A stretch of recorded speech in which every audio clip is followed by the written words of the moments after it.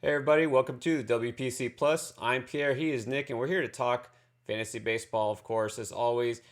New segment called Three Up, Three Down. Now that the season has finally kicked off, we're going to look at some of the biggest risers and fallers for Statcast data. You know you love it, you're here for it. We're going to break it down though and make it simple for you. We're going to talk about some of the biggest risers and fallers for a different category each week. And I know it's a very, very small sample size, but it's never too soon, Nick, to start crunching some numbers, is it? No, it's not. Statcast makes it a lot easier because you can see the minutia of changes. There's obviously a lot, almost all noise at this point. Very little signal. But with pitchers, with hitters, there's still things we can find in exit velocity, and with pitchers, there's still looking for like the truest markers of when pitchers make when there are leaps in talent. A lot of them revolve around pitch mix changes, velocity increases, or pitches being thrown differently, and that is something that we can learn a decent amount from early on in the season because we can whether velocity increases or decreases hold, that's one thing, but we can at least see what they are at the beginning and ponder.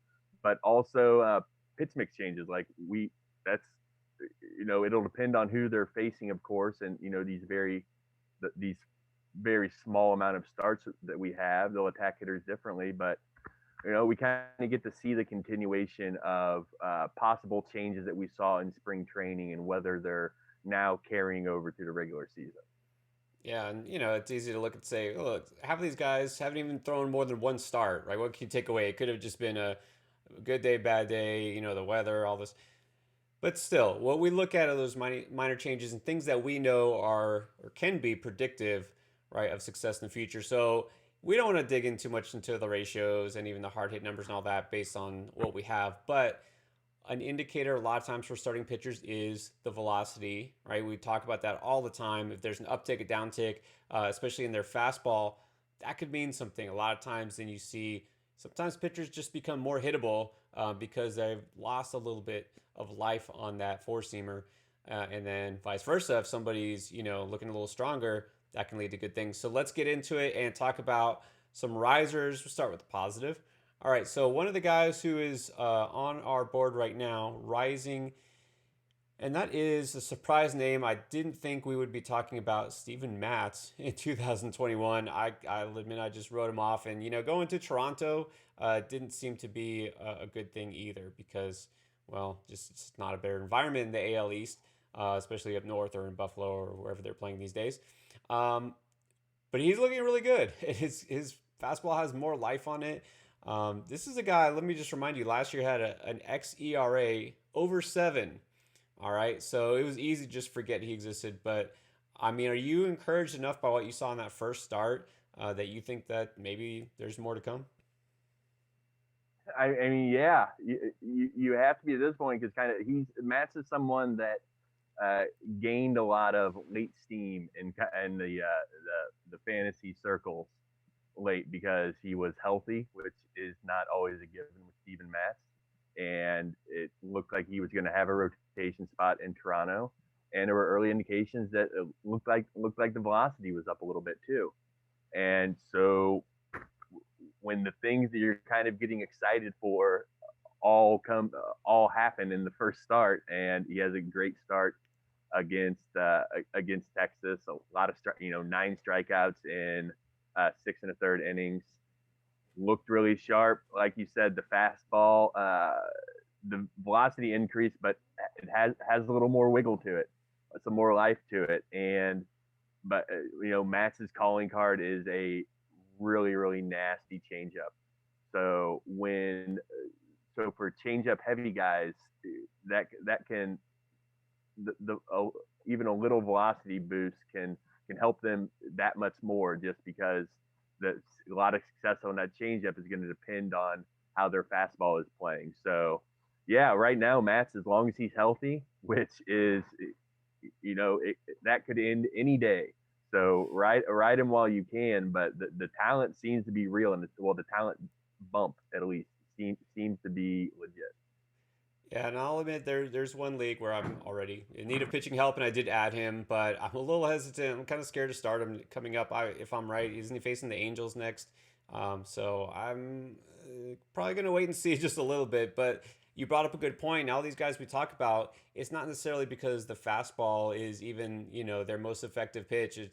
It's not that the fastball itself isn't gonna determine their success, but again, you have a guy who, like you said, has a good changeup or good off speed stuff. Having an increased velocity in that fastball just makes the rest of their repertoire that much more effective, right? Because it's a little bit more of a difference there.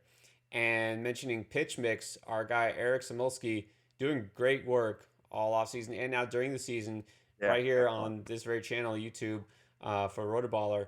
You can see his breakdowns real quick, 2 minute or less, just crunching the numbers, the breakdown on these pitch mix changes. So definitely recommend checking those out, including one on a guy that you've been talking a lot about this offseason, and that is Yusei Kikuchi of the Mariners. But here's what's interesting: it's not really an up, more of a sideways parallel line. I don't know. His velocity is pretty much the same, but this is good. Yeah, in Kikuchi's case, we will take the lateral move. His first start, he was averaging 95 miles per hour on his four seamer, which is basically exactly what he averaged 95.1 miles per hour in 2020.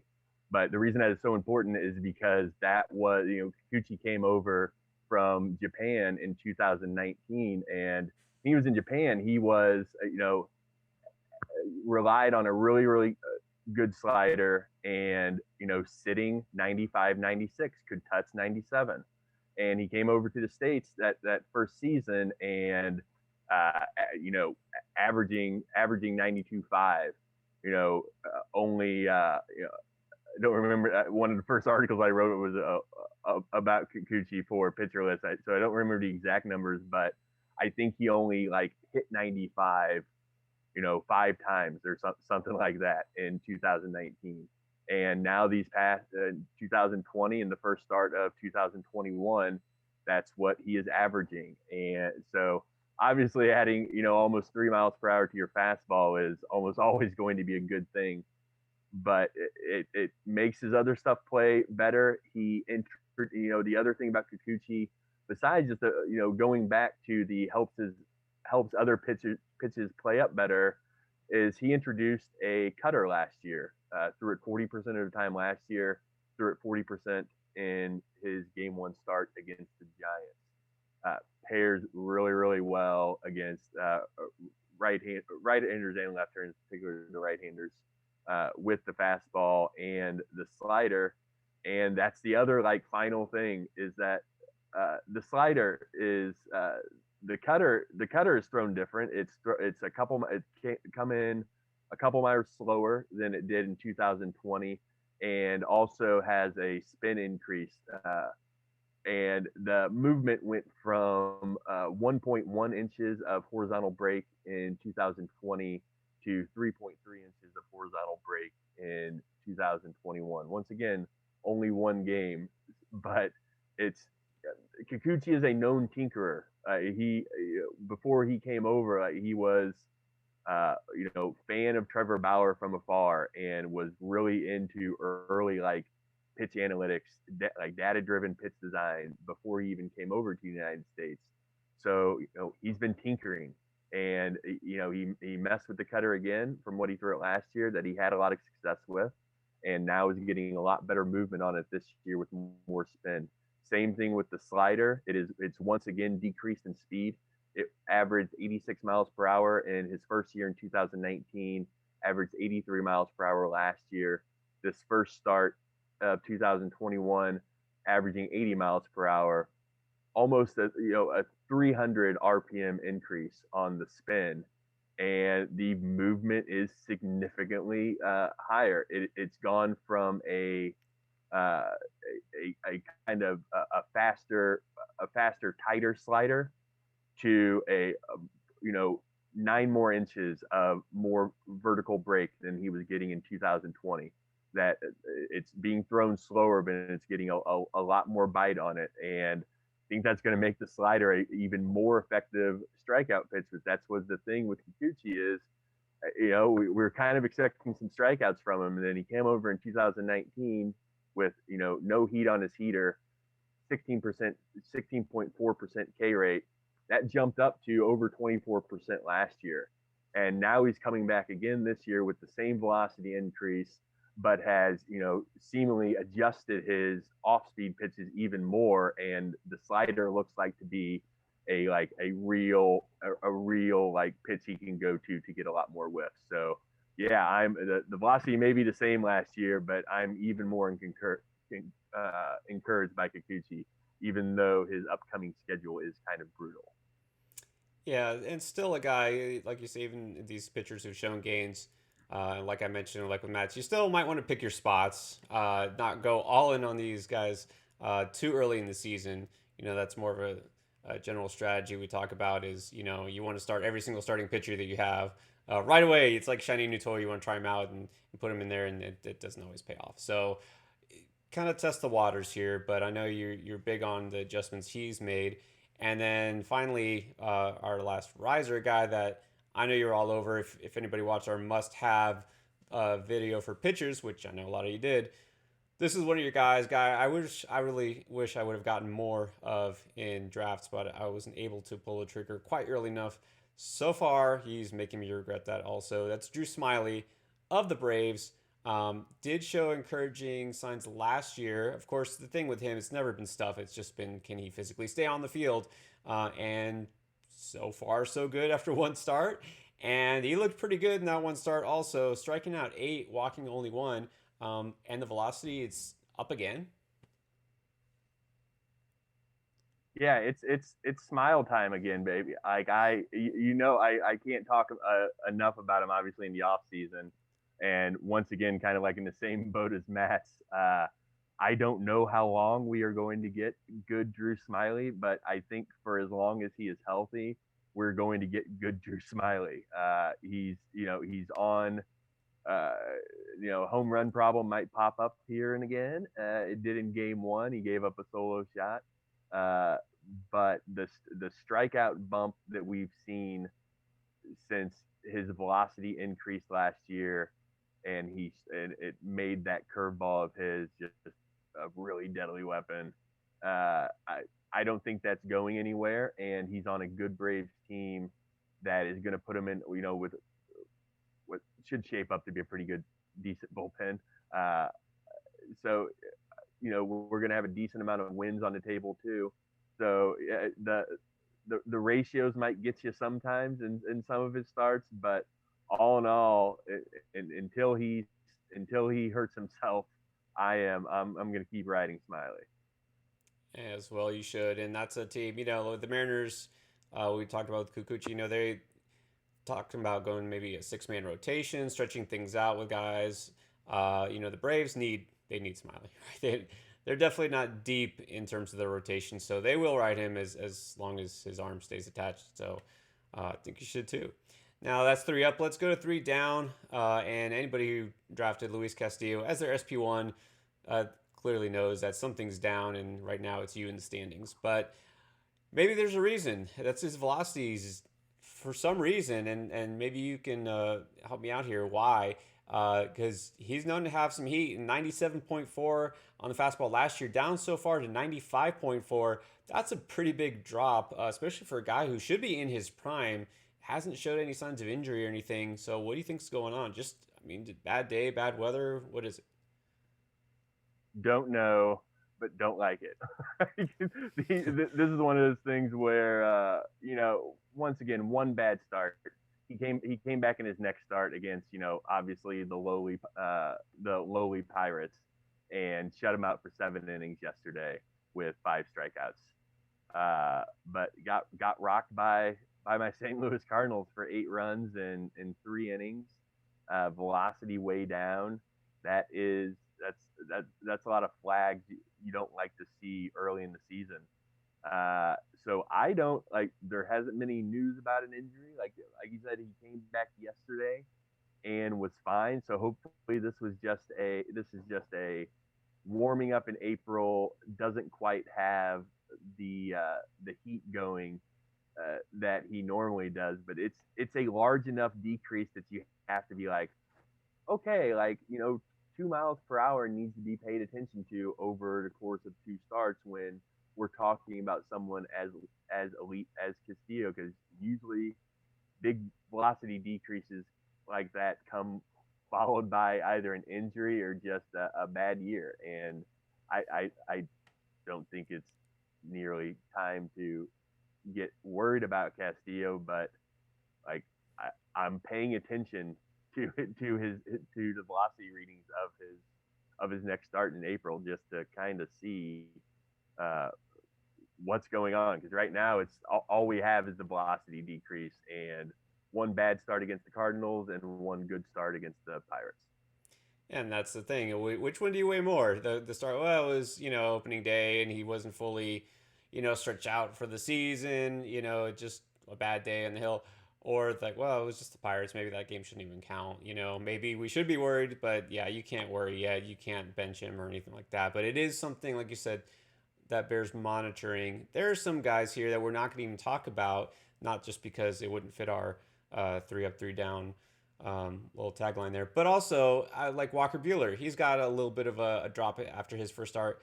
We're not worried. He did just fine, and I'm not worried in any way about him. But Castillo, just because he got tagged so hard, and that is something that jumps out. So again, that's just something to watch right now.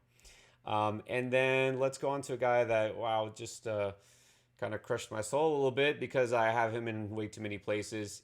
You know what? Fastball velocity shouldn't matter for a guy like Ron Yarbrough because it's so low anyways. But man, he also just got lit up the other day. But again, is this something to worry about? Because if the fastball isn't really, his primary pitch, you know, is it just a bad day? Is it just a matter of maybe he just didn't locate correctly? Do you think something else is going on here? No, I'm like, we've talked about Yarbrough a lot, and he's like Kyle Hendricks light in that sometimes the evaluators and velocity readings just don't quite do justice to his ability to limit walks and limit good contact. He looked great in his first start.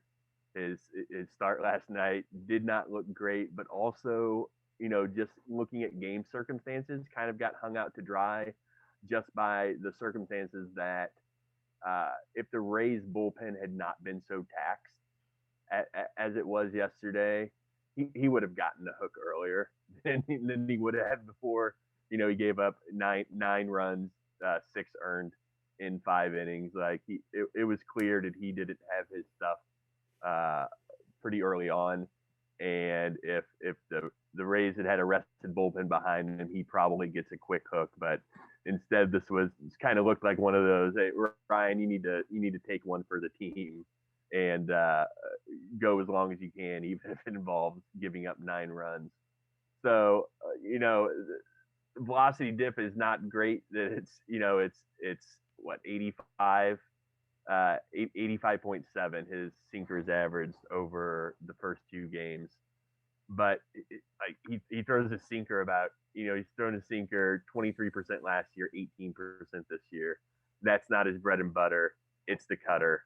Like you don't want to see that sinker just keep sinking down on velocity over and over again, because that's going to make his cutter play worse. But the guy throws his cutter at 83 miles per hour. Like Ryan Yarbrough lives in the low 80s. So him having a velocity dip doesn't worry me that much. Him getting blown up by the Red Sox yesterday doesn't really worry that much given the circumstances. So 0%. I have the same value on him as well. I same value I had on him 2 days ago as I do today. Yeah, I'm just gonna look at it as the Red Sox were due, right? They're making up for that first series in Baltimore. Speaking of Baltimore, so our last faller as far as fastball velocity, but we're actually ending on a happy note because Interestingly enough, this is a guy who has just been lights out so far this year in 2 starts, even though his velocity is down. But John Means of Baltimore, he was actually one of the biggest risers last year in terms of velocity. So in 2019, 91.7, and then up to 93.8. So nearly, well, actually a little over 2 full ticks. And now so far down 92.1. So still above where it was 2 years ago. Um, but he dominated the Red Sox and the Yankees. So that says something. What do you make of Means? Because he was kind of a trendy sleeper, at least in some circles before the season started. And I know I was pretty high on him. Yeah, John means business. I love it. He saw a velocity, like you said, he saw a velocity dip, but he had seen such a large increase last year that it's he's still not back to where he was in 2019, so you can't get that worried about it. The Once again, he has a nasty changeup like that. That's where he's going to live. He threw it, 25% of the time last year, threw it 30% in these first 2 games, and it's hard to argue with the results. At Boston, shut them out for 7 innings with 5 strikeouts. At New York, 1 run in 4.2 innings with 4 strikeouts. Just not getting hit hard, getting a decent amount of whiffs. He only has 9 strikeouts in his first 2 games, but I think that goes. I think that's light for Means. So I think that's going to go up. He's already banked one unexpected win because it's the Orioles, so you have to like every win for a pitcher on the Orioles is a precious treasure Just that gravy. you need to just like really enjoy if you get to bank one on your fantasy team. So he's already got one of those against an AL East opponent. Yeah, velocity dip doesn't bother me as long as the changeups are working and still playing well with at the velocity that he's running now. I'm fine with him. Yeah, I think that this is kind of guy that you want toward the end of your rotation. No, he's not going to rack up a ton of strikeouts, but he should be about a strikeout per inning, I'd say, by the time everything's said and done. Get you a few wins here and there, sneak one in, and yeah, it looks like he can at least avoid hard contact, like you said. So I think the story here is when we look at velocity, it's not the end all be all, of course. Nothing ever is in itself. When we look at these metrics, that's why we dig into the player and tell a bigger story. So 3 up, 3 down. That's the story of this week for fastball velocity. I have a feeling next week we'll be doing something maybe related to spin or something we mentioned just earlier. But we're also going to talk about hitters, so check out that video. And of course, hit subscribe if you haven't already. We're going to be here every week to break down all the metrics that matter. All right. Thanks for watching.